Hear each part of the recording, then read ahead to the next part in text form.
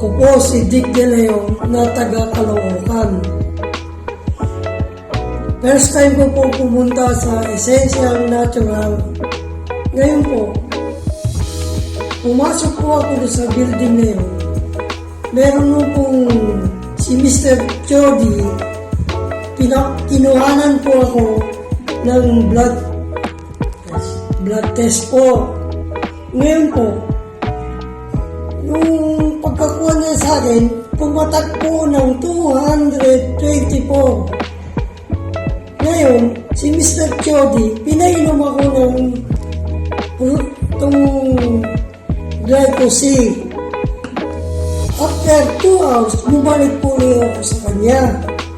Ngayon, naging 152 na ang lumabas sa ating blood sugar. Kaya itong glycosi ang mabisang gamot para sa mga diabetic. Tandaan niyo po, itong herbal na po ito, na iinumin, ay talagang mabisa. Example ko na po sa inyo, 224 naging 152 na lang.